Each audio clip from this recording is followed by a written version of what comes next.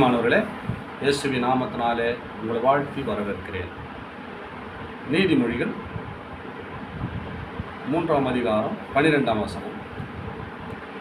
தகப்பன் தன் நேசிக்கிற புத்திரனை சிட்சிக்கிறது போல கர்த்தரும் எவரிடத்தில் அன்பு கூறுகிறாரோ அவர்களை சிட்சிக்கிறார்.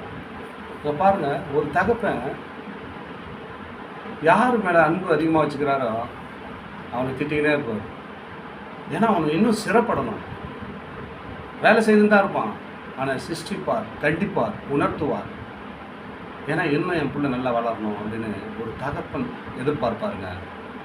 ஏசு கிறிஸ்து கூட யாரெல்லாம் அன்பாக இருக்கிறீங்களோ உங்கள் குடும்பத்தில் பிரச்சனை அதிகமாக வரும். நம்ம என்ன பண்ணோம், அந்த டைமில் நான் கர்த்தர் இடத்துல போகிறேன், எனக்கு பிரச்சனை வருது, அதிகமாக தான் ஆகுதுன்னு சொல்லிட்டு நீங்கள் வருத்தப்படாதீங்க. என் அன்பு சகோதரி, அன்பு சகோதரிய, ஆண்டவர் யாரெல்லாம் அன்பு வைக்கிறாரோ அவங்களுக்கு அநேக காரியத்திலிருந்து நம்ம சிறப்படுத்தி சீர்படுத்தும்படியார் அநேக சிருஷ்டிகளுக்குள்ள நம்மளை கொண்டு வருவார், நம்ம புடமிடுவார், நம்மளை ஆசீர்வதிக்க வேண்டும் என்று ஒழுங்கான இல்லாத வழிகளை ஒழுங்குபடுத்துகிறார். அதனால் நம்ம கடினமான இருதயத்தை நம்ம உடைக்கிறார்.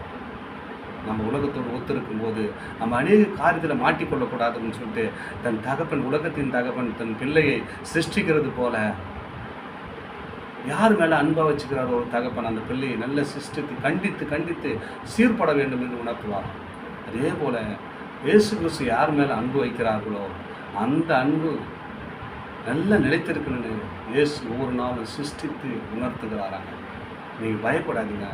ஒரு கஷ்டம் வரும்போது நம்ம ஆலயத்துக்கு போகிறேன், நான் நல்லா ஜெபிக்கிறேன், என் வாழ்க்கையில் பிரச்சனை வருது என்று பயப்படாத என் அன்பு மகளே, என் அன்பு மகனே. ஆண்டவர் உங்களை பார்த்து தான் சொல்கிறாரு, நான் உன் மேலே அன்பு வைத்திருக்கிறேம்மா, அதனால தாம்மா இன்னும் நீ கொஞ்சம் குறை இருக்குது, அதையெல்லாம் சிறப்படுத்துக்கு தாம்மா உன் மேலே இப்படிப்பட்ட கஷ்டத்தை வந்துருக்குது, நீ பயப்படாத, நான் உன்னோடு இருக்கிறேன், உன்னை பலப்படுத்துவேன், உன்னை பாதுகாக்க போகிறேன், உன்னை உயர்த்த போகிறேன்னு ஆண்டவர் சொல்கிறாருங்க. இந்த வார்த்தை மூலிமா உன்னோடு பேசுகிற வார்த்தை நல்லவர், இயேசுடையவர், அவர் கிருபை உள்ளவர், எல்லா காரியத்தையும் நன்மை செய்து ஆசீர்வதிக்கிற வல்லவராக இருக்கிறார். ஆமென். God bless you.